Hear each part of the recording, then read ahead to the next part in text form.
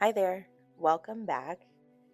I am a few days late, but wanted to take some time and share my March setup, really mostly just decoration, um, or before the pen, as you might have heard it referred to. I hope you enjoy.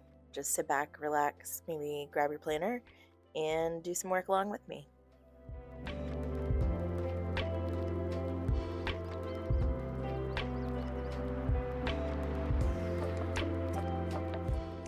As I get started, I am not going to narrate too much. You'll kind of figure out as I go and see me setting up.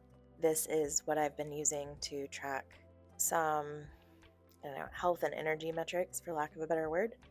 And I am going to continue that into March. I've made a few adjustments to it.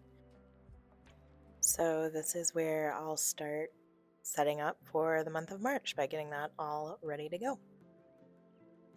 I'll speed through it here a little bit more in a moment, but just to give you a little bit more insight, I am setting up my mood and energy tracker, which I've set up to be like a line graph throughout the month.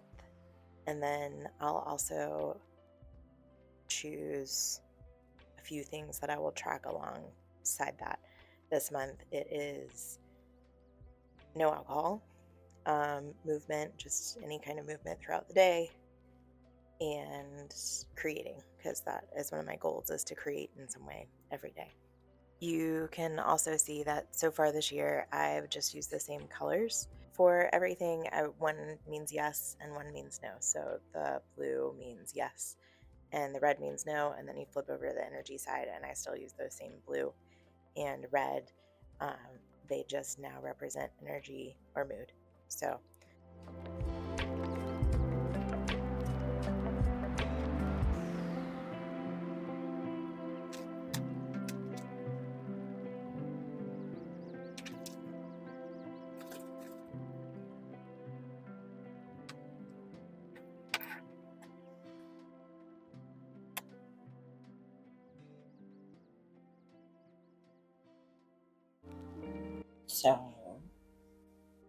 I've been experimenting with creating some stickers, which is one of the reasons that I have not done this sooner. It took me a little while. I ran into some problems. I went with this geometric theme. What's frustrating is that the original color scheme was closer to these guys. And because my printer and Macs apparently don't get along, it came out closer than I thought, but it just looks washed out. And honestly, not as great a quality as I would like. With the same printer, once I color adjusted a little bit, we got this, which more of like a 49er, UNC Charlotte 49er green, and pink, an AKA green and pink, which I'm not upset about. So I think I'm going to go this one. I also have not tested these yet to make sure my size stuff is correct. So you will be the first to see how well I did.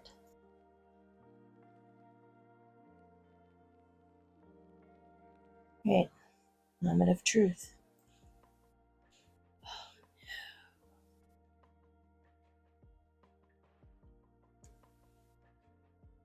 Pretty close. Not perfect. Pretty close.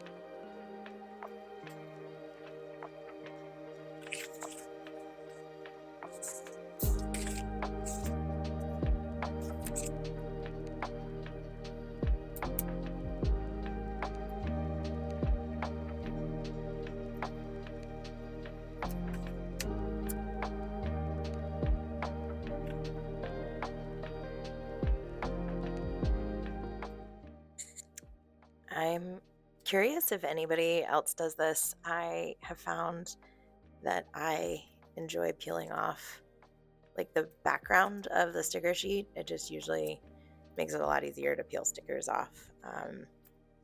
Whether I've made them or I've purchased them, it's something I do usually, and it is so satisfying actually to pull it all off in one big chunk for some reason.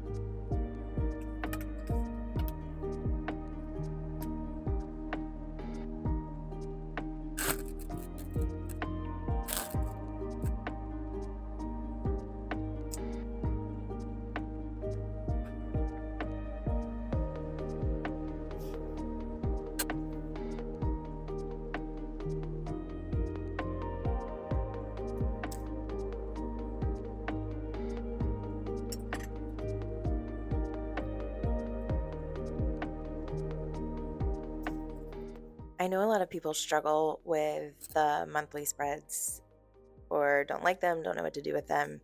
I don't use mine a lot, usually past the first initial setup of the month. I'm thinking about doing some things differently, but I still like to get a snapshot overview of what the month is holding. And I'll actually go back off camera and add a few more details that are a little bit more private to this. But generally, I just get a nice snapshot of what is happening for the month so I can keep that in mind or reference it as I'm planning for the weeks ahead. But pretty blank overall. And before I move on fully to the weekly pages, I'm just moving my Midori index clip to the bottom. I found that I've liked using them as little thumb flips on the bottom of the page for the monthly spreads as well as the weekly spreads.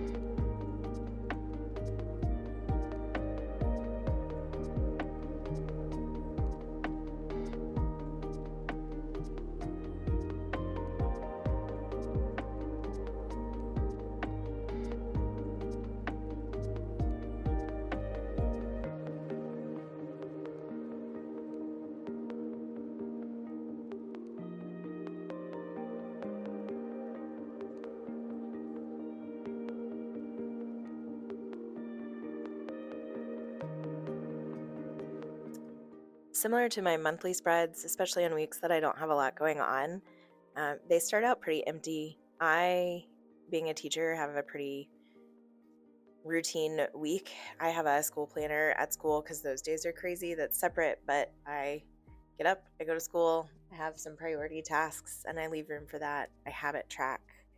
I do a daily gratitude. That's what that section at the bottom is for. But there's not much more that I initially start with on the week, and then I fill it up. Honestly, some weeks more decorative than practically, especially in this planner.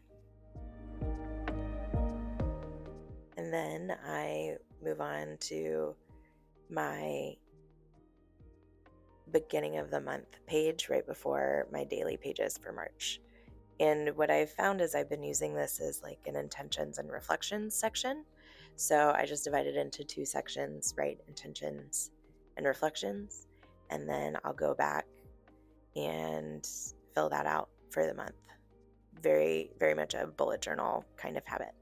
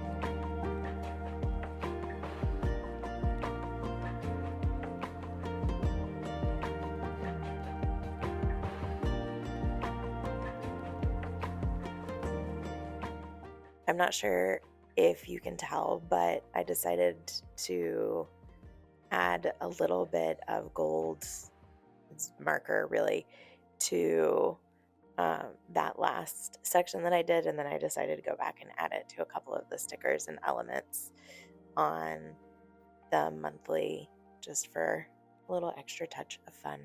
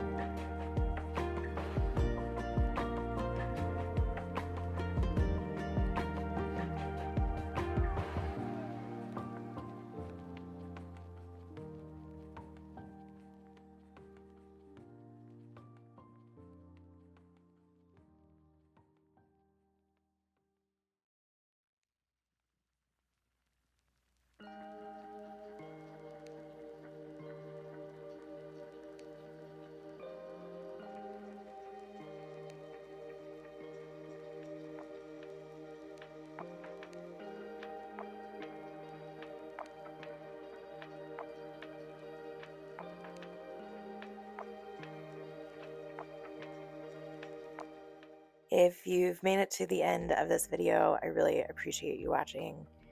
I'm going to do just a quick flip through of the pages again, in case you want one last look.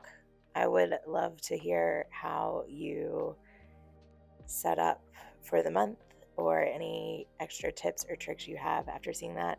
Have you ever made your own stickers, and do you fight with your printer and cutting machine as much as I inevitably do every time I try to do something new? But again, I hope you enjoyed. I hope maybe you got some inspiration and insight, and I look forward to chatting with you in the comments.